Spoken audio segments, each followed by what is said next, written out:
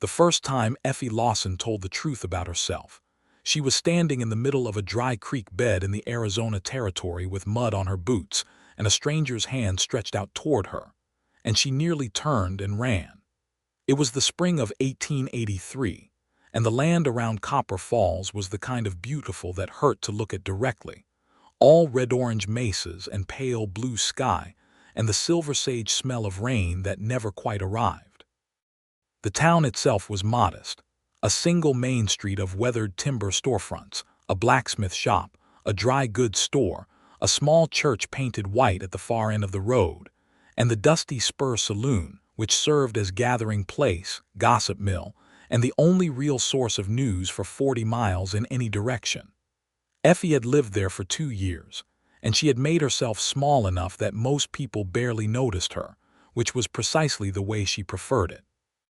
She had come to Copper Falls the same way a lot of women came west in those years, chasing something that no longer existed back home. She was 24 years old, the daughter of a Kentucky farmer who had died of a fever when she was 9, and a mother who had remarried twice more before Effie left for good at 17. She had worked as a seamstress in Memphis for a time, then as a cook at a boarding house in Abilene, then had drifted further west on a combination of stubbornness and the conviction that somewhere out in that great open country there was a life waiting for her that felt less like surviving and more like living. She had not entirely found it yet, but she had found a room above the dry goods store owned by the Calloway family, and she had found work as a laundress and occasional seamstress, and she had found the creek bed on the eastern edge of town where she walked alone on Sunday mornings when the world was still quiet, and she could think without anyone needing something from her. She had not, in all that time, found anyone she trusted enough to be honest with. That particular Sunday morning she had walked out farther than usual, following the dry creek bed past the scrub oak and the tall barrel cactus that dotted the slope like sentinels, and she had not noticed the bank crumbling beneath her boot until she was already sliding down the embankment and landing hard on one knee in the sandy wash below. She sat there for a moment in the dignified way of someone who was not going to admit they were startled, brushing her skirts into order and checking her palms for cuts, and that was when she heard the horse. He came around the bend of the creek bed at an easy walk, a big roan horse that moved like it had all the time in the world, and the man on its back was the kind of figure that the Wild West seemed to produce more naturally than anywhere else on earth.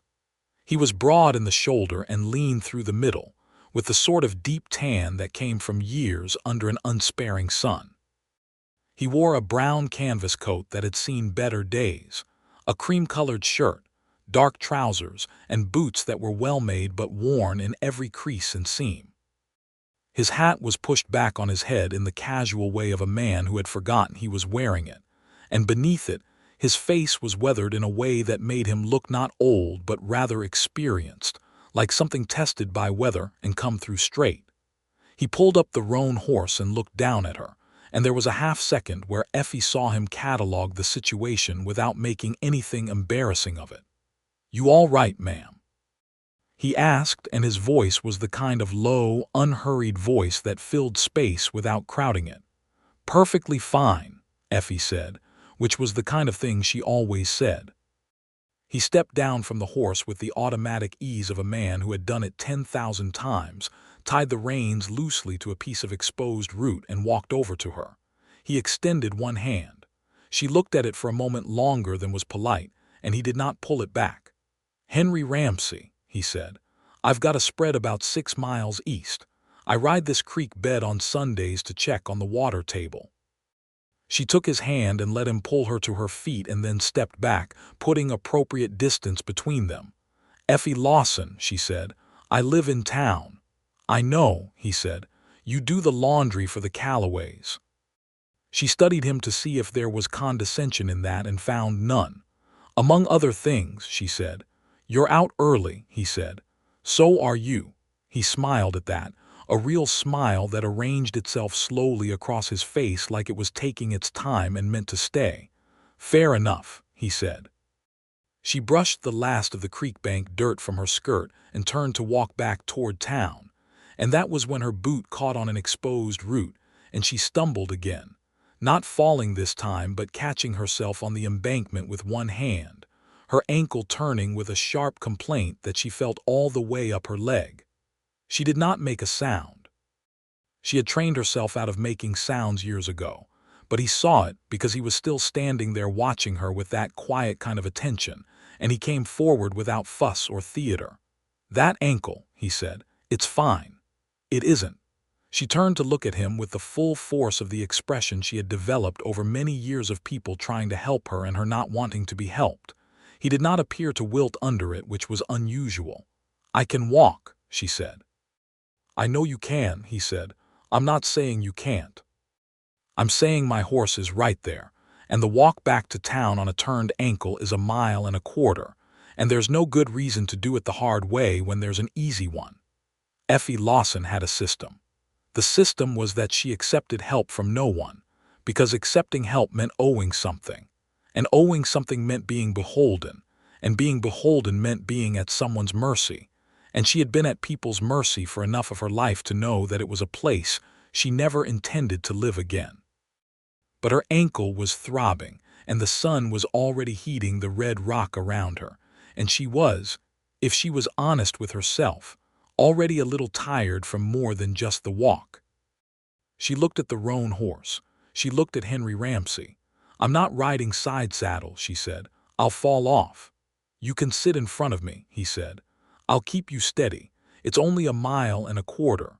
She said yes, and later she would think that every single thing that followed came from that one small yes, from letting one carefully maintained wall have the tiniest crack in it. He got her up onto the horse with the minimum of awkwardness that the situation allowed, and then swung up behind her, and she sat very straight and very still the way she did when she was trying to pretend that something was not affecting her. The horse moved at a gentle walk, and the morning was still cool, and the desert smelled of sage and warming stone, and Henry Ramsey rode with his reins held loosely in one hand and enough space between them that she was not crowded, which she had not expected. They did not speak for a while. She was surprised to find the silence was not uncomfortable. "Have you been in Copper Falls long?" he finally asked. "2 years," she said. "Do you like it?" She considered the question genuinely, which was not what she usually did when strangers asked her things. "I like the mornings," she said, "and the sky, and the fact that nobody much bothers me. But—" He prompted, and she wondered how he had heard the but that she hadn't said aloud. "But it's a long way from anything I knew," she said. "Is that a bad thing?" She thought about Kentucky and Memphis and Abilene, about her stepfathers, about the boarding house where the proprietress had docked her wages for breaking a single dish, about all the places she had lived where she had been something less than a full person. "No," she said, "it isn't." He didn't push after that, and she was grateful for it. He left her at the edge of town with the ankle wrapped in a kerchief he produced from his coat pocket. After insisting she sit on a flat rock, while he tended to it with the same careful practicality he might have applied to a fence post that needed straightening, efficient and respectful, and entirely without any of the hovering that she hated. He told her to keep her weight off it for a day or two, and to soak it in cold water if she had access to any. "Thank you," she said, and meant it more than those 2 words usually carried. "Safe walking, Miss Lawson," he said, and touched the brim of his hat and rode back the way they had come. She stood in the street and watched him go, and did not entirely understand the feeling in her chest, which was something adjacent to wishing he had stayed longer. She saw him 3 days later at the dry goods store. She was picking up thread for a sewing commission, and he was buying coffee and salt and a new length of rope, and they nodded at each other across the store counter with the particular formality of 2 people who have shared something small but real and are not quite sure what to do with it. "Ankle better?" he asked. "Much better, thank you," she said. The store owner, Mrs. Calloway, was watching them with the bright, interested eyes of a woman who kept mental track of all potential romantic developments in a 50-mile radius, and Effie was conscious of this and kept her expression pleasantly neutral. Henry Ramsey paid for his goods and tipped his hat and left. And Effie bought her thread and went upstairs to her room and sat by the window for a long time looking at the street below and thinking about something she couldn't quite name. He came to the dry goods store on Thursdays, she discovered. She did not arrange to be there on Thursdays. She simply noticed, the way you notice a pattern once you start looking at a thing. And then she noticed that she had started looking, and the noticing of that made her uncomfortable in a way that she chewed over alone in her room at night. She was not a woman who had been loved well. She knew this about herself with a clarity that was more like a fact than a wound, or at least that was how she had come to think of it over the years. Her mother had been a woman ground down by grief and hard work and the wrong men, and love in that house had been a sparse and conditional thing. The men in Effie's own life had been few and had not distinguished themselves. There had been a young man in Memphis who had courted her for 3 months and then married a banker's daughter because the banker's daughter had property. There had been a man in Abilene who had wanted to own her more than love her, and she had left before the wanting turned into something dangerous. She had made a private accounting of these things and arrived at a conclusion she held like a stone in her pocket. She was not someone who knew how to be loved, and perhaps more importantly, she was not sure she believed that being loved was something that lasted or that could be trusted. She had built her life around that conclusion. It was efficient. It was safe. It was also, in the quietest hours of the night, profoundly lonely. Henry Ramsey had a ranch called the Barar, 6 miles east of Copper Falls, which he had built from nothing over the past 7 years. He had come to the Arizona Territory from Texas at 22 with a small inheritance, 2 horses, and a stubborn conviction that the land east of Copper Falls was good land if someone worked it properly. He was now 29, and the ranch was modest but solid, with 100 head of cattle, a good well, a proper barn, and a house he had built himself over 2 summers with help from his neighbor and good friend Cal Baxter. He kept a hired man named Pedro Delgado, who had been with him for 4 years and who was as reliable as weather could never be. Henry was a man who had learned early that the world rewarded patience more than speed, and he applied this principle to everything from fence building to cattle drives to the cup of coffee he allowed himself each morning before starting work. He had never married. There had been a woman in Texas, years ago, who he had intended to marry, but she had died of typhoid in the summer of 1878, and he had carried that quietly ever since, the way a man carries a stone in his boot, present in every step but something he had decided not to talk about. He had noticed Effie Lawson before the creek bed, in the way that you notice certain people in a small town, because they move differently than everyone else. She moved carefully, like someone who had learned to take up exactly the amount of space she needed and no more, and she had a directness in her gray eyes that he found immediately interesting. She did not simper or perform, which he had known enough women who did, and she did not look at him the way some women looked at a man with a ranch and a steady income, the way that made him feel like an asset rather than a person. She looked at him like she was deciding something, and had not decided it yet, and that seemed honest to him. So he came to town on Thursdays because he needed supplies. This was true. It was also true that he arrived at approximately the time she was usually at the dry goods store, and that he had worked this out without examining his reasons too carefully, and that each time he saw her and they exchanged a few words, he left feeling oddly better than he had when he'd arrived. It was Cal Baxter who made him admit what he was doing. "You've been to town 3 Thursdays in a row," Cal said, one afternoon in late April while they were fixing a section of fence on the south pasture. Cal was a big, cheerful man of 32 with a wide face and a habit of seeing things plainly. "You don't go to town that often in a whole month normally." "I needed salt," Henry said. "You needed salt once," Cal said. 3 Thursdays in a row is not about salt." He drove a post into the ground with 3 clean blows and looked over at Henry with the kind of expression that suggested he was enjoying himself. "Who is she?" "There's nobody. There's always somebody," Cal said pleasantly. Henry didn't answer, and his not answering was its own kind of answer, and Cal laughed and let the matter drop for the day, but gave him a look as they rode back to the house that said the matter was not actually dropped at all. May arrived with heat that was gentle at first and then increasingly serious, and the creek bed behind Copper Falls dried completely to pale, cracked clay.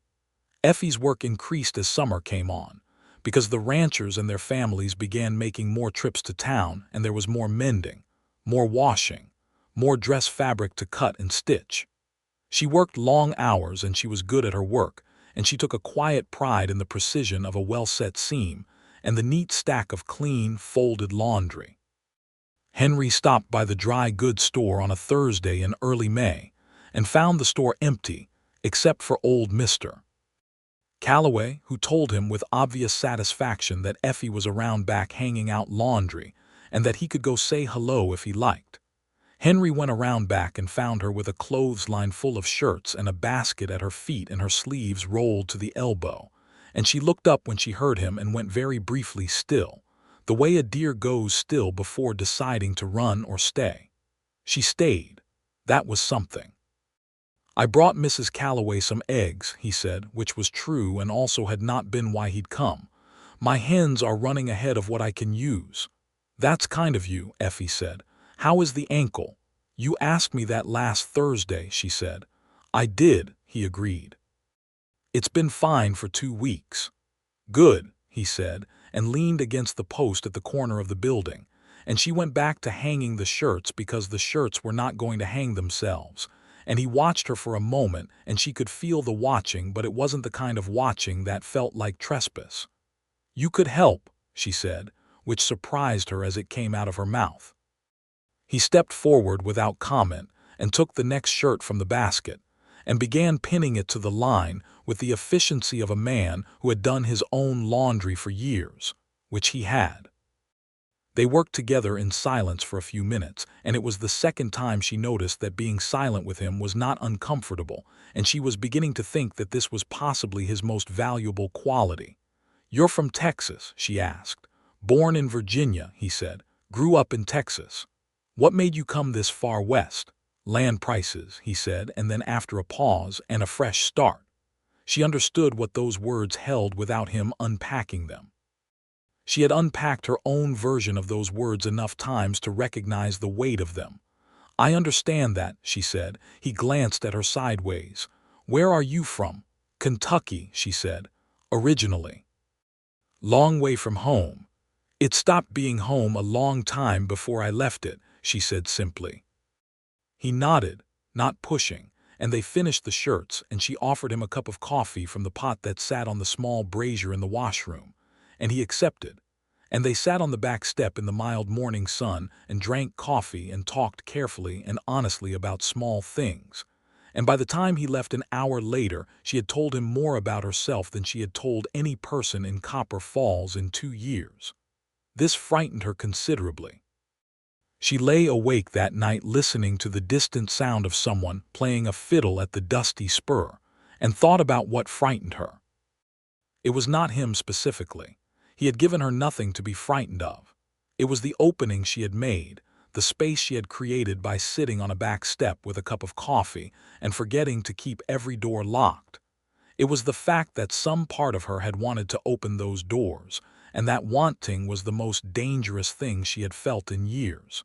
She resolved to be more careful. She was not more careful. The problem with resolutions, she found, was that they did not account for Henry Ramsey continuing to be precisely who he was. He came to town the following Thursday and the one after that. He always had a legitimate errand, coffee or rope or salt or nails, or a commission to pick up a parcel from the freight office, and he always found a way to spend an hour in Effie's company, and the hours were always easy and real, and completely unlike anything she had experienced before. He did not flatter her or try to impress her. He did not tell her she was pretty in the practiced way of men who used prettiness as a lever. He listened to what she said, actually listened, and asked questions that showed he had been paying attention, and he told her things about himself without being asked, offered pieces of his own life with a lack of self-consciousness that she found deeply unusual. He told her about the ranch, about the particular satisfaction of building something with your hands and watching it hold. He told her about Pedro Delgado, who was from Sonora and was a finer horseman than Henry would ever be, and who was teaching him to cook a proper chili that didn't disgrace itself. He told her about the Virginia he had left as a boy, the green rolling hills that were nothing like Arizona, and that he missed in the abstract the way you miss a song you've half forgotten. He told her about the woman in Texas, on a warm evening in late May when they were both sitting on the front step of the dry goods store after it had closed, watching the sky turn colors over the mesa. He told her simply and without drama, said her name was Rose and that she had been 20 years old and that she had died of typhoid in the summer of 1878, and that he had come to Arizona partly to stop being in the same places where he expected to see her. Effie listened without trying to fix it or soften it, which he seemed grateful for. "I'm sorry," she said, and meant it fully. "Thank you," he said, and meant that fully too. After a while she said quietly, "You loved her." "I did," he said. "It was the real kind." "How do you know the difference?" He looked at her. The sky was deep orange and the first stars were showing. "The real kind makes you better than you were before," he said. "Even after, especially after." She sat with that for a long time. June came in like a furnace door swinging open. The desert heat in the Arizona territory in summer was a serious thing, not merely uncomfortable but commanding, the kind of heat that changed the quality of the air and made everything move slower as though the world itself were conserving energy. Effie worked early mornings and late afternoons and rested in the brutal midday hours, and she thought about Henry Ramsey more than she wanted to admit. She thought about the way he had said the real kind makes you better than you were before, and she turned the statement over and over like a smooth stone. She had not been made better by any of the love she had received. She had been made careful. She had been made suspicious. She had been made capable in a way that was admirable, but that had come at the cost of softness, and she had decided that the cost was worth it. But she had made that decision a long time ago, and lately she was less certain.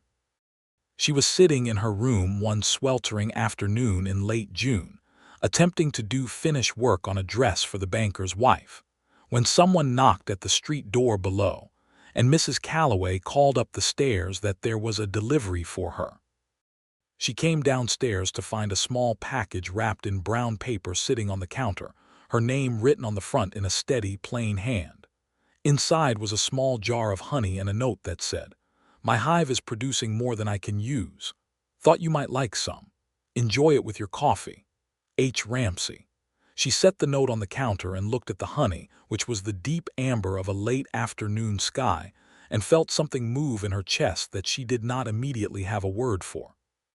She ate the honey on biscuits that evening and thought it was the finest thing she had tasted in years, and she was not entirely sure how much of that was the honey.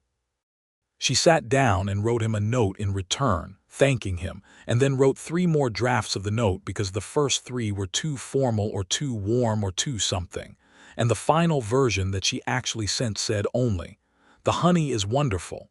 Thank you for thinking of me. I hope the hive stays generous. Effie Lawson."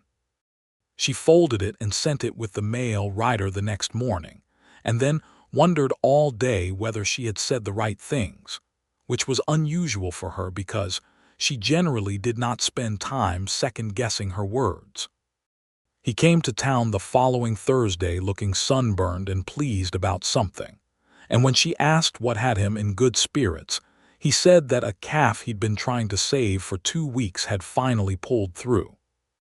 He described the whole thing with a quiet passion that she found entirely endearing, the patience of it, the long nights checking on the animal, the small signs of improvement he had tracked like a map, and she watched his face while he talked and thought. He is someone who cares deeply about things, and he makes very little performance of it. That evening he asked her to have dinner with him at the hotel dining room, which was the only proper restaurant in Copper Falls, and she said yes before the cautious part of her could form a counterargument, and then spent the rest of the day mildly alarmed at herself. She wore her green dress, which was the best one she owned, and she put her dark hair up in the careful way she had learned from a woman in Memphis, and when she came down the stairs to where he was waiting in the hotel lobby, she watched his face do the thing it sometimes did when something surprised him, a brief adjustment of his expression as though something had caught him off guard in the best possible way. And he said, "You look lovely, Miss Lawson," without any of the falseness that compliments usually carried. Just simply, like a statement of observable fact. They ate roast chicken and potatoes and green beans that the hotel kitchen had managed to keep fresh enough, and they drank coffee and talked for 2 hours, and somewhere in the middle of it the conversation turned to futures and what they were each hoping for, and Effie, who had been honest with him in small ways for weeks now, was honest with him in a large way. "I don't know what I'm hoping for," she said. "I've spent so long just making sure I was all right that I haven't thought much past that. Just all right."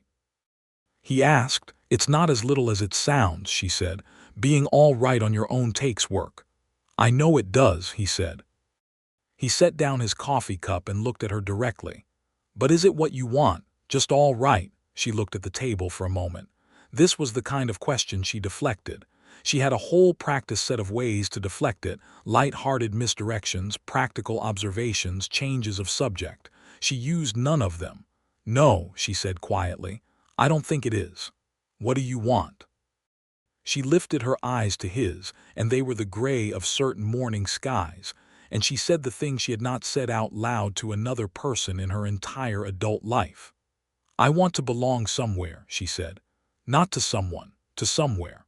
A place that's mine and that I chose and that holds. I want work that means something. I want to wake up in the morning and not be braced for what's going to go wrong." She stopped herself. She had said more than she intended. "Those are good things to want," he said. "They sound small." "They are not small," he said, and his voice had a firmness to it that was not harsh, just certain. "They're the things that matter." She looked at him across the table and thought that she was in a considerable amount of trouble. The Dusty Spur Saloon hosted a dance in the first week of July, one of the regular summer dances that were a feature of frontier life in those years, when communities scattered across vast distances came together and made what civilization they could. Ranchers and their hands rode in from 20 miles away. The townspeople put on their best. The fiddle player and the piano player at the saloon expanded their usual repertoire, and the doors and windows were thrown open to let in whatever breeze the July evening was willing to provide. Henry arrived with Cal Baxter and Pedro Delgado, and a handful of other men from neighboring spreads, and Effie arrived with Mrs. Calloway and 2 of the other town women, and they found each other across the room within 5 minutes with the accuracy of 2 people whose eyes have developed the habit of looking for a specific face. He crossed the room to her. He was wearing a clean white shirt and his best coat, and he had made an attempt at taming his hair that had partially succeeded, and Effie thought he looked handsome and did not bother pretending she didn't think so. "Would you like to dance?" he asked. "I'm not sure I know how," she said. "The steps are simple," he said. "I'll show you." "That sounds familiar," she said, and he smiled at the reference to the creek bed, the first time they had met, and held out his hand. They danced 3 dances, the first awkward on her part and easy on his, the second better, the third easy on both of them, and she found that she was laughing at one point, genuinely laughing, which was not something she did often and which felt extraordinary, like using a muscle she had forgotten she had. His hand was warm and certain at the small of her back, and he led well, not by force but by clarity, and she followed without feeling like she had given anything up by doing so, which was new. Between dances, they stood at the edge of the room and talked and watched the others, and Cal Baxter came over and introduced himself to Effie with a wide smile and the air of someone who had been told things and was conducting a private assessment. "I've heard a good deal about you," Cal said cheerfully. "Have you?" Effie said, glancing at Henry, who was looking at the ceiling in a way that suggested he wished it would provide him some assistance. All of it good, Cal said firmly. That's reassuring, Effie said, and Henry coughed and said something about getting them both something to drink, and Effie watched him go and turned back to Cal, who was grinning. He's a good man, Cal said, simply and directly, as though he had decided this conversation was happening and they might as well have it properly. The best I know, doesn't say much he doesn't mean and means everything he says. I've noticed that, Effie said. He hasn't looked at anyone the way he looks at you in a long time, Cal said, if ever. Effie was quiet for a moment. He told me about Rose, she said. Cal's expression softened. Then he trusts you, Cal said. He doesn't tell that to people. Henry came back with 2 cups of lemonade that the saloon had managed for the occasion, and Cal excused himself to go dance with the blacksmith's wife, and Henry handed Effie her cup and they stood together in the warm noise of the summer evening, and she thought about what Cal had said. He trusts you. She was not accustomed to being trusted, and the weight of it was gentle in a way she had not expected. Trust had always felt like a liability before, something that led to being let down or betrayed. The way Cal had said it made it sound like something valuable, like something to be careful with. They walked home after the dance, because her room above the dry goods store was only 2 blocks from the saloon and the July night had cooled to something tolerable, and he walked beside her in no particular hurry, and the street was quiet, and when they reached the door below her room she turned to thank him for the evening. She said, "Henry," and then stopped, because what she wanted to say had arranged itself into words in her chest but had not quite made it to her mouth. He waited. "I want to tell you something," she said. "All right," he said. She looked at him in the light that fell from the window above, and she took what she can only describe later to herself as a breath from somewhere deep, and she said, "I don't know how to be loved." The words came out into the quiet street and sat there, plain and naked and true. She had not planned them exactly. They had just been the most honest thing available. He did not look sorry for her. He did not look startled. He looked at her steadily, the way he looked at things he was taking seriously, and after a moment he said, "I know how to teach you." She stared at him. She had expected any number of things and not this, not such quiet confidence, not such complete absence of condescension or pity, not the matter-of-fact certainty of it, as though it were simply a thing that was possible and he was simply the person to do it. "You can't teach someone that," she said. "You can," he said. "Not all at once, not with instructions, just by showing up and being what I say I am and letting you see it and not asking you to stop being careful until you want to stop. That's the whole lesson." She was quiet for a long time. Above them a moth circled the lamp in the window, casting small moving shadows. "What if I'm a slow learner?" she said. "I've got a ranch with a 7-year head start," he said. "I know how to take my time." She looked at him for another long moment and she felt something she did not quite have a word for, something that was the opposite of the bracing she'd mentioned, the waiting for things to go wrong. It was small and uncertain and barely there, like the first green thing after a dry season. "Good night, Henry," she said. "Good night, Effie," he said, and stepped back and let her go. She lay awake for a long time and thought about the lesson, and what it might mean, and whether she was brave enough. July became August, and the teaching, such as it was, looked like this. It looked like Henry appearing at the dry goods store on Thursdays with eggs from his hens, and no expectation of anything in return. Just the eggs and some conversation, and then leaving at a reasonable hour. It looked like him remembering that she had mentioned once, in passing, that she had loved to read as a girl but hadn't had access to many books, and arriving one afternoon with 3 novels borrowed from the collection of the schoolteacher's wife, presented without ceremony, and without any demand that she be grateful in a particular way. It looked like him sitting across from her on the back step in the evening, and talking about his cattle and his fence and his plans for expanding the south pasture, asking her opinion as though her opinion were a thing that mattered, which it turned out when she gave it. He actually took seriously. It looked like him when she was sharp with him one Thursday because she had had a difficult week and was tired and defensive, not retreating and not advancing, just remaining exactly where he was with the patience of someone who had learned that moods were not threats, that difficult moments were not character verdicts. He said, mildly, "Bad week. Terrible week," she said. "Tell me about it," he said.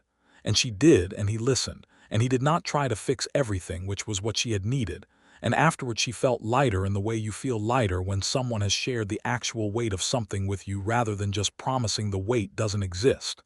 It looked like him when she thanked him one evening for his patience with her, saying simply, "I'm not being patient. I'm just here." She thought about that for a long time afterward. The difference between someone enduring you and someone simply being present with you. She had not known that difference with a person before, had only known it with the desert itself, which simply was what it was and did not demand you be anything else. In mid-August, a trouble developed that was not romantic in nature but that mattered to the story in the way that hardship always matters, because it reveals character. There was a man called Silas Creed who had a claim on some grazing land east of Copper Falls that he had been attempting to press against several of the smaller ranchers in the area, using the particular combination of legal papers of questionable legitimacy and hired intimidation that was a common method of land acquisition in the Arizona Territory in those years. It was a thing that happened, and it was unjust, and the smaller ranchers knew it was unjust, and the law in Copper Falls, embodied in Sheriff Ned Garrett, a decent man with limited resources, knew it was happening but struggled to address it with the legal tools available. Henry's bar was not directly threatened, but Pedro Delgado's family had a small plot of land adjacent to the bar that had been in Pedro's family for many years, a piece of land they had worked and improved and made productive. And Silas Creed's men had come twice now and told Pedro that his papers were no good and that he should sell or vacate. Henry came to town on a Wednesday, not a Thursday, which told Effie something was wrong before he said a word. He was not agitated because he was not a man who became visibly agitated, but there was a set to his jaw that she had learned to read. "Tell me," she said.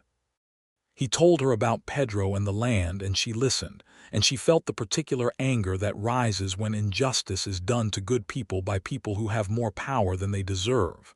"What are you doing about it?" she asked. "I'm going to the land office in Tucson," he said, "with Pedro, to get the actual records and establish what is legally on paper." "That could take time," she said. "It might," he said. "But Creed's men are being held back for now by the fact that they don't know for certain whether the papers are valid. I want to get ahead of it." "Is there something I can do?" she asked. He looked at her for a moment as though the question surprised him, not in a bad way. "Write a letter," he said slowly, "to the territorial governor's office. If Mrs. Calloway and some of the other townspeople sign it, it documents that this is happening, creates a record outside of Creed's influence." "I can do that," she said. "You don't have to," he said. "I know I don't have to," she said. "I want to." She wrote the letter that evening carefully and precisely because she had always been good with words and knew how to make them say exactly what she meant. She got signatures from 8 people in Copper Falls, including Mrs. Calloway, the schoolteacher, and Sheriff Garrett himself, and sent it to Tucson with the next mail rider. Henry and Pedro left for Tucson at the end of August and were gone for 10 days. Effie was surprised by how much she noticed his absence. The town felt different, slightly off balance, the way a room feels when a piece of furniture has been moved. She went about her work and her mornings and her evenings, and everything was exactly as it had been before Henry Ramsey had walked his roan horse around the bend of the creek bed. And yet it all felt slightly diminished, as though the color had been turned down a degree. She sat with this feeling and examined it honestly, and arrived at the conclusion that she had allowed someone to become important to her, which was a thing she had told herself she was not going to do, and which had happened anyway, apparently, because she had been so busy paying attention to him that she had forgotten to pay attention to her own defenses. She was not sure she minded. He came back on a Thursday, which felt pointed, and she was in the dry goods store buying supplies when she heard the horses in the street and looked up through the window and saw him and Pedro Delgado tying their horses at the post outside. And something in her chest did a thing it had no business doing in the middle of a dry goods store in front of Mrs. Calloway. He came in and he looked tired and dusty and pleased, and he said, "The papers are good. Pedro's land is his and it's on the official territorial record. Creed can't touch it now." "Good," she said, and her voice was steady and she was proud of that, though she could do nothing about whatever was happening in her expression, which Mrs. Calloway noticed with barely concealed delight. Later, on the back step with coffee, he told her the whole of it, the land office and the territory records and the sympathetic official who had been extraordinarily helpful and the paperwork that was now lodged in 3 separate offices, and then he said, quietly, "Your letter helped. The governor's office had already received it by the time we got there, and it established the pattern of Creed's behavior in writing. It made a difference." She looked at the red ochre sky over the roofline across the way. "I'm glad," she said. "Why did you do it?" he asked. "You didn't have to get involved." She looked at him. "Because it was the right thing," she said, "and because it mattered to you, and because Pedro deserves his land." She paused. "And because you asked me." He held her gaze for a moment and then nodded slowly, as though she had answered more than the question she thought she'd answered. Creed eventually backed down from the area entirely, partly due to the legal record that had been established, and partly due to a separate investigation by the territorial marshal into his land acquisition practices. The small ranchers in the area breathed easier. Pedro Delgado kept his family's land, and Effie's letter sat in an official file in Tucson as a quiet document of the kind of ordinary courage that rarely got recorded but mattered all the same. September brought cooler evenings, and the particular quality of desert autumn that is one of the most beautiful things that landscape offers. The sky deepened in color. The mesas went from orange to deep red to almost purple in the long afternoons, and the sage released its sharp, dry fragrance that Effie had come to associate with something close to contentment. Henry invited her to the bar on a Saturday afternoon in September properly, with notice, asking first if she would like to see the place he had built, and she said yes. And he came to town with a second horse borrowed from Cal Baxter, a gentle brown mare named Tuesday, and they rode out together in the early afternoon. The ranch was as he had described it. The house was modest but solid, built of local timber and adobe, 2 rooms downstairs and a sleeping loft above, with a porch across the front that faced west and caught the evening light. The barn was larger than the house, as barn pragmatically had to be, and it was clean and well kept, the kind of place where you could see that the person maintaining it took their work seriously. The cattle in the south pasture were good-looking animals, and the horses in the corral moved well. Pedro Delgado was there, and he greeted Effie with a formal courtesy that was genuinely warm underneath it, and she responded in kind. He was a man of perhaps 40, with a grave and careful face and very steady dark eyes, and she liked him immediately, which was not something she said about many people. Henry showed her the house. She looked at it the way she looked at everything, with full attention, noticing the details. The table was plain and good. There was a bookshelf with a dozen volumes, which she had not expected. There was a braided rug on the floor that was worn in the way of things that have been used and not merely displayed. Through the window on the west side, the view of the mesa in the late afternoon light was something that took the words right out of your throat. "You built this," she said, standing at the west window. "Most of it," he said. "Cal helped with the frame." "It's a good house," she said. "It could use more in it," he said, and she understood the 2 levels of what he meant and chose to respond only to the practical one. "A second bookshelf," she said, "and curtains." He laughed, and she turned from the window to look at him laughing, and she thought, "I would like to hear that more often. I would like to be the reason for it more often." They sat on the porch in the late afternoon while the sky went through its colors and Pedro brought out coffee, and a plate of something he had made that involved corn and chili and cheese and was extraordinary.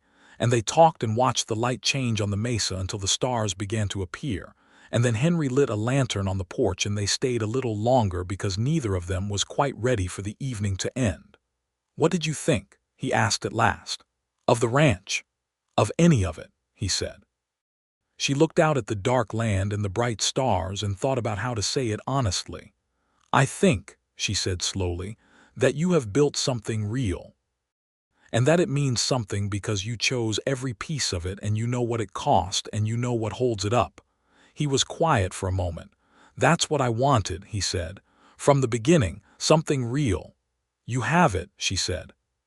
She rode home under a sky full of stars with the warm September air moving across her face and something in her chest that was no longer a small and uncertain thing, but had grown into something steady and continuous, like a note held on a string instrument, and she did not try to make it quiet down. She let herself want it. That was the moment, looking back later, that she would identify as the turn. Not the creek bed, not the hotel dinner, not the dance, not the honey or the books or any of the individual pieces. The moment she stopped arguing herself out of her own feelings was the moment everything changed. She did not immediately tell him any of this, because she was still Effie Lawson, who moved carefully and kept her own counsel, and the wanting was still new enough to feel fragile, like something that needed a moment out of the wind before it could be trusted to stand. But October came in, and with it a Wednesday morning when she was working in the laundry room, and she heard a knock at the side door and opened it to find Henry standing there in the middle of his working week, which he had never done before. "Is something wrong?" she asked immediately. "No," he said, and then took his hat off and turned it in his hands in the way that she had figured out meant he was working up to saying something. "I had to come to town to get a part for the pump," he said. "And I had a thought, and I decided I was going to say it rather than not say it." "All right," she said. He looked at her. "I think you should know," he said, "that I have been in love with you for some time. Since somewhere around the third Thursday, if I'm being specific, though the honey jar was perhaps the point at which I was sure." He said this with the same quality he brought to everything, direct and without theater, just the truth delivered without ornament. "I'm not saying it to pressure you into anything. I'm saying it because I think you deserve to know it, and because I told you I would show you what it looks like when someone is honest with you, and this is part of that." She stood in the doorway of the laundry room with her sleeves rolled to her elbow and her hair coming loose from its pin, and she looked at Henry Ramsey, who was holding his hat and telling her the truth, and she felt something in her chest that was like a key turning in a lock, something releasing that she had not known was held closed. "I know," she said. "I could see it." "And," he said, and there was nothing performative about the word, just a genuine question. "And I'm terrified," she said honestly. "And I'm in love with you too." He exhaled slowly, like a man who had been holding a breath without knowing it. "About the terrified part," he said. "I know," she said. "The lesson's not done," he said. "I just wanted you to know what we're working toward." She laughed, which surprised her, and it surprised him too, and then he was smiling and she was smiling, and the laundry room was warm and smelled of soap, and the October morning was coming through the door in a stripe of gold light. "You need your pump part," she said. "I do," he said. "Will you have dinner with me on Sunday?" "Yes," she said. He put his hat back on and went to get his pump part, and she stood in the doorway for a moment after he left and let herself feel all of it without talking herself out of any of it. The love, the fear, the extraordinary fragile hope. Then she went back to the laundry, because the laundry did not care about love, but it had to be done. And she worked with a kind of energy that carried her through the rest of the morning on something that was very much like joy. Sunday dinner was at the bar, because Henry could cook decently when he tried, and Pedro had agreed to make his famous chili as a wedding gift of sorts, though nobody was using that word yet. And Effie rode Tuesday the brown mare out with Henry in the golden October afternoon, and Pedro served dinner, and then disappeared with the tact of a man who understood situations. And Henry and Effie ate at the plain table in the house, and talked for 3 hours about everything and nothing. And at one point, she reached across the table and put her hand over his, and he turned his hand to hold hers, and they stayed like that for a long time. Afterward, on the porch in the cool of the evening, he asked her what she thought about the ranch. Not the house this time, but the whole thing, and she told him what she actually thought, which was that it was good land and good work, and that she could see the shape of what it could become in 10 years if it was well tended. "I'd like you to be here to see it," he said. "Not just for visits." She understood. "I need you to understand something first," she said. "Tell me," he said. "I am not easy," she said. "I have habits that are going to be hard to break, because they kept me safe for a long time. I'm going to do things like not ask for help when I need it, and get defensive when I shouldn't, and take time to trust what's in front of me even when it's perfectly trustworthy, because those are the habits of someone who's had to protect themselves, and they don't vanish just because the circumstances have changed." "I know," he said. "You say that," she said, "but I want you to mean it after a difficult week, not just on a pleasant October evening." "I will mean it after a difficult week," he said, "because I'm not in love with the version of you that's easy. I'm in love with the version of you that actually exists." She looked at him in the lamplight, and he said it with such complete simplicity that she believed him, which was itself the miracle, because believing him meant the lesson had worked, meant some door had opened that she had thought was sealed. "All right," she said. "All right," he repeated, and there was something in his voice that was carefully contained, the way he contained most things. "Ask me properly," she said, "if that's what you're working toward." "Effie Lawson," he said, and his voice was low and certain and entirely sincere.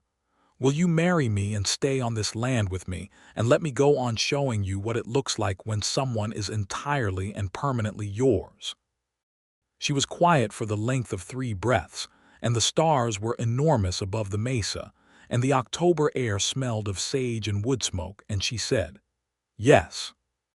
He crossed the porch in 2 steps, and she rose to meet him, and he put his arms around her, and she let herself be held, which was something she had not done in longer than she could accurately remember, being held without bracing against it, without calculating the exit, just standing in the circle of it and breathing, and it was the most substantial thing she had felt in years. They set the wedding for November, when the worst of the autumn work was done and the weather was cool and clear. Mrs. Calloway took a personal interest in the preparations with an enthusiasm that was overwhelming but ultimately useful, and the wedding dress was made by Effie herself from cream-colored cotton lawn, with a carefully stitched border of small flowers that she cut and embroidered in the evenings by lamplight, which was her own making of the thing she was walking into, her own hands putting it together. Cal Baxter was Henry's witness. Effie asked the schoolteacher's wife, a kind and sensible woman named Agnes Harper, to stand with her, because in 2 years of Copper Falls, Agnes Harper was the person she trusted most outside of Henry himself. The morning of the wedding was brilliant and cold, one of those November days in Arizona that are as close to perfect as the desert offers, the sky a pure hard blue, and the air carrying the faint smell of distant rain. The white church at the end of the main street was decorated with sage and juniper, and the dried autumn flowers that grew on the slopes above the creek bed, gathered by several of the women of the congregation who had taken it upon themselves. Effie stood at the door of the church with Agnes Harper beside her and looked down the aisle toward where Henry stood with Cal at the altar, and she did the thing she always did, the brief internal inventory of whether she was sure, whether this was real, whether something was about to go wrong. The inventory took less time than usual. The answer was yes, it was real, and she was sure in a way she had never been sure of anything, not because all her fears had vanished, but because they were present and she was choosing to walk toward him anyway. And that was the actual definition of courage, she thought. Not the absence of fear, but the decision that what you're walking toward is worth being afraid for. She walked down the aisle of the small white church with the morning light coming through the windows in clean angles, and Henry watched her come, and his face was the face of a man who has been given something he had genuinely stopped expecting to receive, open and still and illuminated, and it made her eyes sting in a way she was not going to permit herself in public and did not entirely manage to prevent. The minister was a young man named Reverend Cole, who had been at the church for a year, and who performed the ceremony with appropriate gravity and a genuine warmth. And the words that were said were the old words, plain and serious and true. And when it was the moment to say "I do," Effie said it in a voice that was clear and did not waver, and Henry said it in the low, unhurried voice that she had first heard in a dry creek bed on a Sunday morning and had been hearing ever since. And it was not different from how he said other things, which was perhaps the most honest possible thing about it. He kissed her in front of the whole assembled town, brief and real, and she put her hand on his chest and felt his heart under it, which was steady and strong. And when they turned to face the congregation, Mrs. Calloway was weeping openly, and Cal Baxter was grinning so widely his face looked like it might not contain it. And Pedro Delgado was standing at the back of the church with a dignified composure that did not quite hide the fact that his eyes were bright. And Effie thought she had never in her life been so surrounded by people who wished her well. The celebration after the ceremony was held in the saloon, which had been cleared and decorated, and there was food brought by half the women in town, and the fiddle player played until his arm gave out, and people danced and ate and talked, and Henry and Effie danced together in a way that was different from the summer dance, because this time there was no uncertainty in it. Just the two of them moving together in the middle of the room while the music played and the lanterns swung and the world outside was cold and starlit and enormous. He bent to speak close to her ear in the middle of a waltz and said, quietly, "Are you all right?" And she said, "More than all right." And she meant it completely.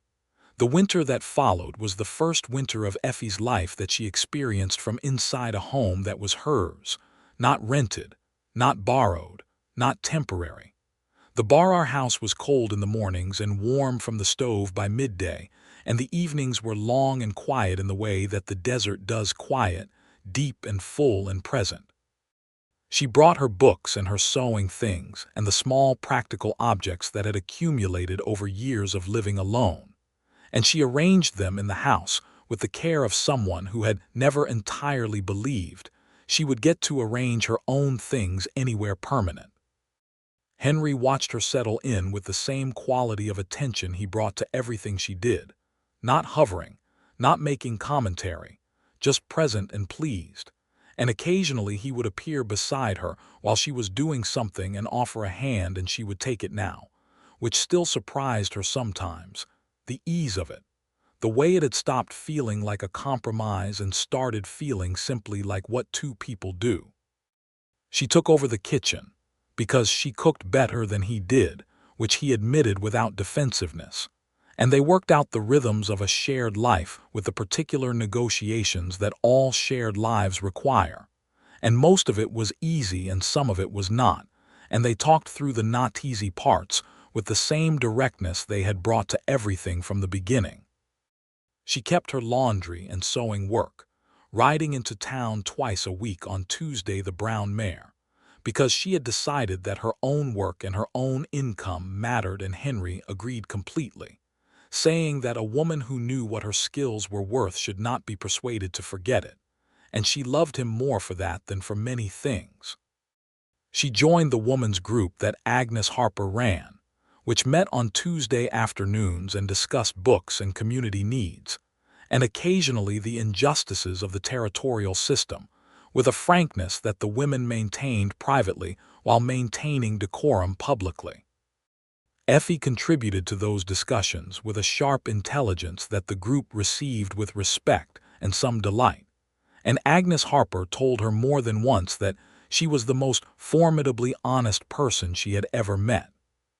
The winter was also when she discovered that the house had a second bookshelf that Henry had built while she was in town one Tuesday afternoon and installed without announcement, and she found it when she came home and stood in the room for a moment trying to understand what was different, and then she saw it and turned to look at him, and he was sitting at the table pretending to read something. "The bookshelf," she said. "I had some lumber," he said. She crossed the room and put her hands on either side of his face and kissed him, which was a thing she had learned to do without second-guessing, and he put his book down and kissed her back with the warm thoroughness of a man with no pressing business, which was one of the better qualities he possessed. By the following spring, she was going to have a baby. She told him on a March morning when the desert was just beginning to come alive again, the tiny flowers appearing on the cactus and the smell of the air going from dry cold to warm dry, sitting on the porch with their morning coffee. She said, "I think we're going to have a child." He set his coffee cup down very carefully. "When?" he asked. "September, I think," she said. "Maybe October." He was quiet for a long moment, and she watched his face do several things in sequence, something like awe and something like joy and something like the specific fear of a person who loves something and knows how much it would cost to lose it. "Are you well?" he asked. "I feel entirely fine," she said. "A little tired in the mornings." "I'll get Dr. Hensley out from town," he said, "this week." "I'm not fragile," she said. "I know you're not," he said.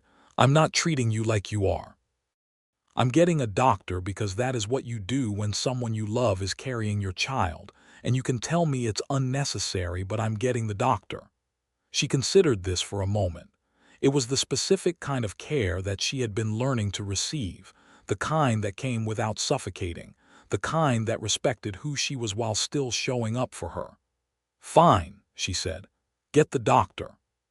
He got the doctor, and Dr. Hensley confirmed what she already knew and pronounced her healthy, and gave Henry a list of things to watch for that Henry memorized entirely and checked against with the same systematic thoroughness.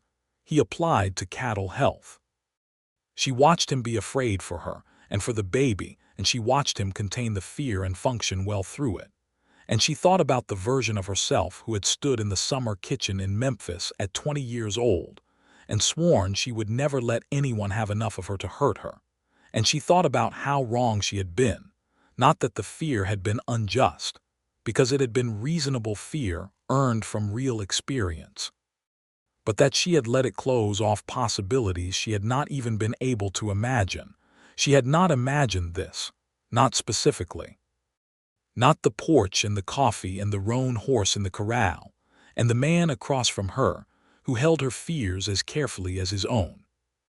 Summer came on, and the baby grew, and Effie worked until the work became impractical, which was later than Henry would have liked, and they had several spirited arguments about this that were actually demonstrations of love in the particular way that honest disagreements between honest people often are, each one ending with them both conceding something, and neither one conceding everything, and the resolution being something they'd both actually decided rather than something one of them had capitulated to.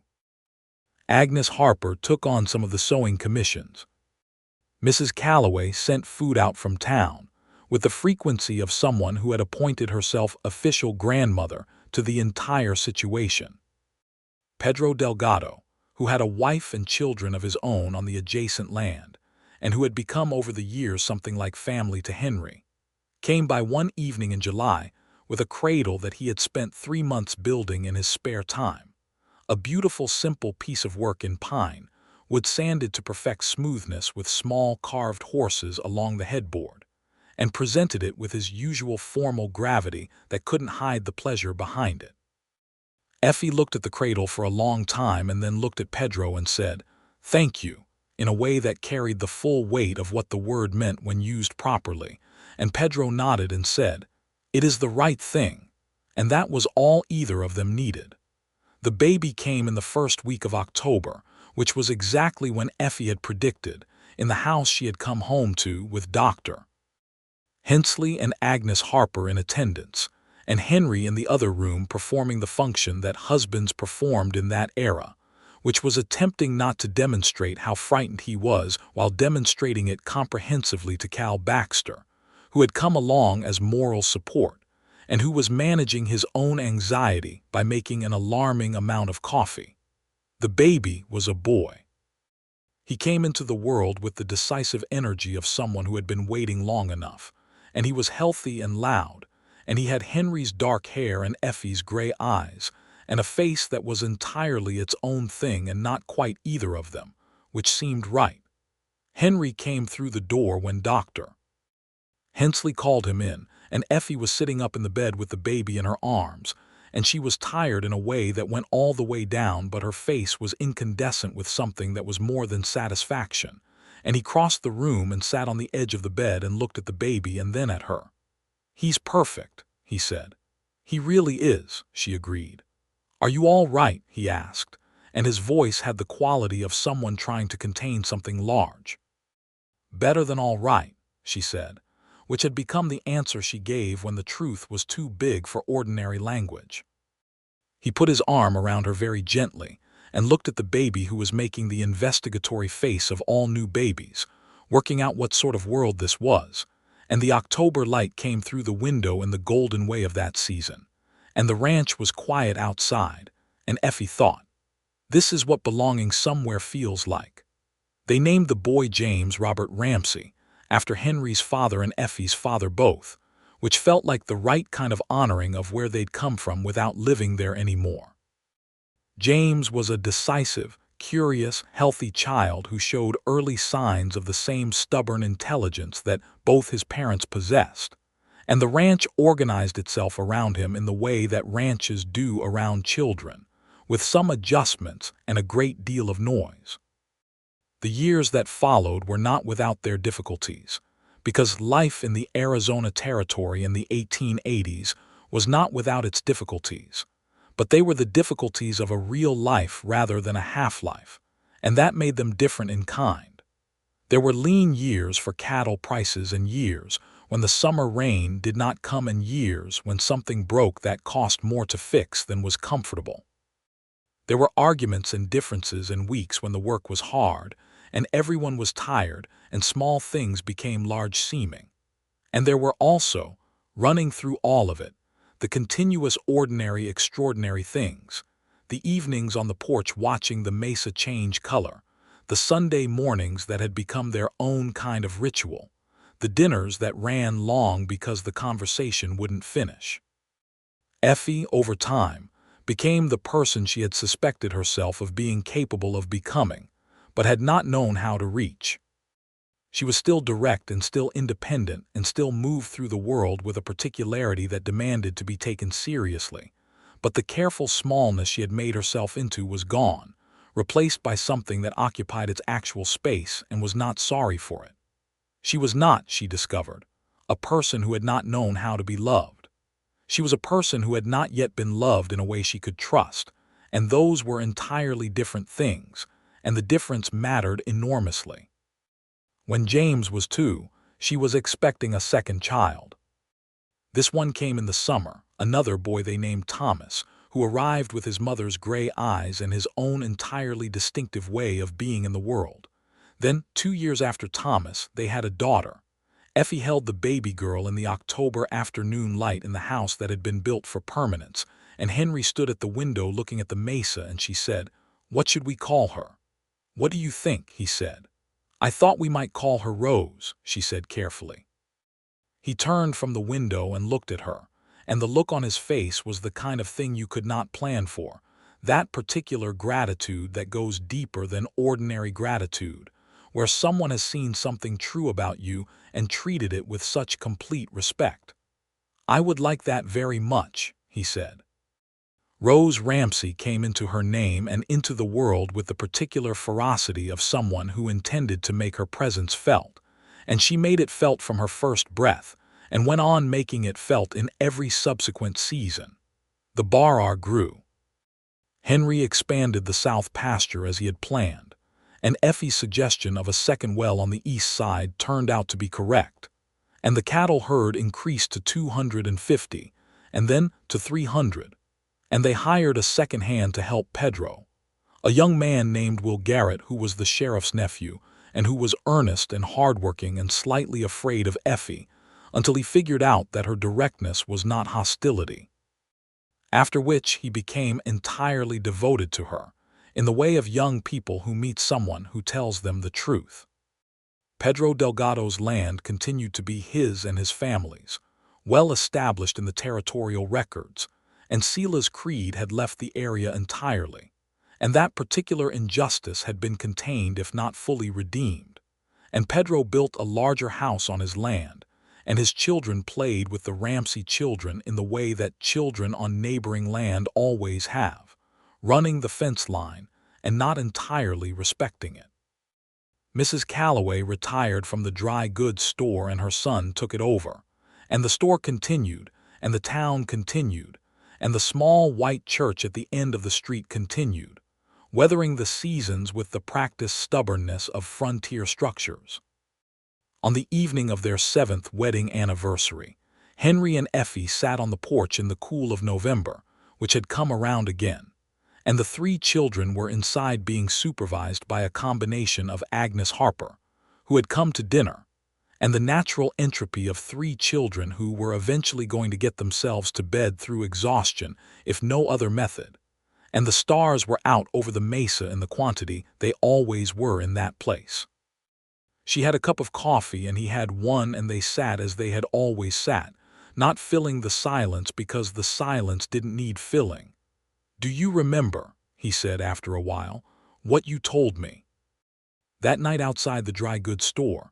That I didn't know how to be loved," she said. "Yes," he said. She looked out at the dark and the stars. "I remember," she said. "I believed it completely." "I know," he said. "I could tell." She was quiet for a moment. "Was it true?" she asked, not rhetorically. "Parts of it," he said thoughtfully. "The parts where no one had ever shown you what it looked like, but the actual capacity for it, that was always there." She thought about this.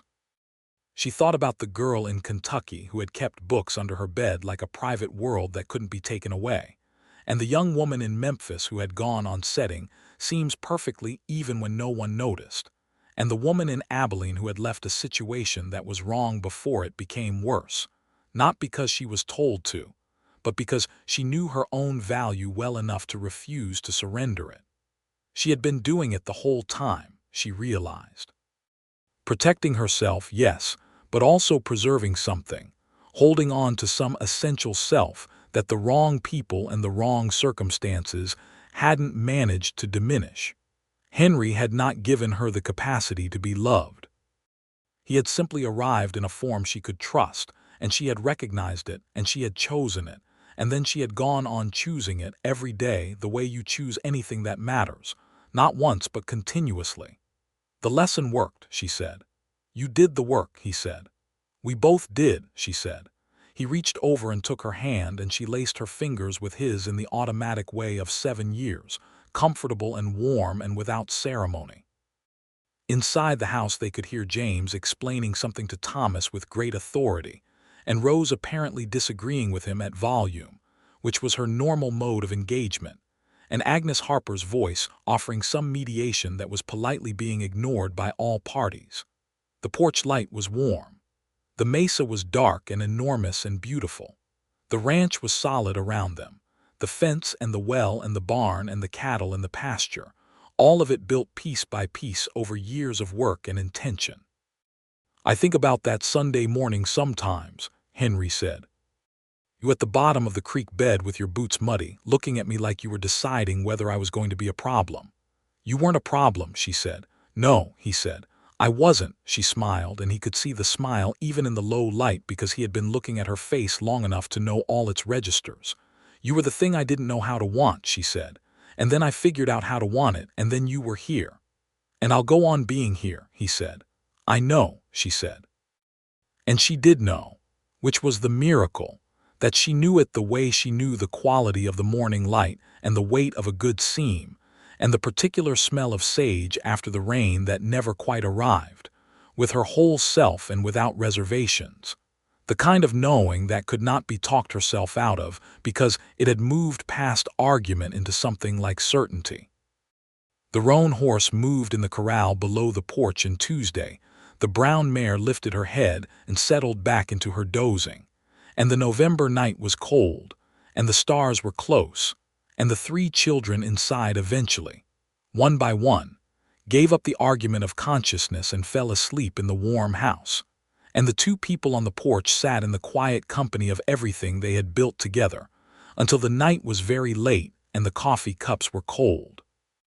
Then Effie Lawson, who was also Effie Ramsey and had been for 7 years, and who had stood on a dusty street outside a dry goods store and told a man the truest and most frightening thing she knew about herself, and who had been given not a promise but a teaching, not a certainty but a practice, and who had done the practice and found it good, set down her cup and said, "Come inside," and Henry Ramsey, who had known since somewhere around the third Thursday and the honey jar that this was the rest of his life, stood and followed her through the door of the house he had built to hold something real.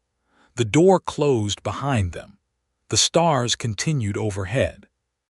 The bar settled into the deep quiet of a November night, its fences holding, its well full, its animals at rest, the 3 sleeping children and the books and the braided rug and the 2 bookshelves, and the cradle that had been James's and then Thomas's, and then Rose's, all waiting in their proper places. And outside the red mesa rose against the sky the way it had risen for 1,000 years and would go on rising, indifferent to the small, tremendous lives arranged in its shadow. And those lives were full. And they were real, and they were loved.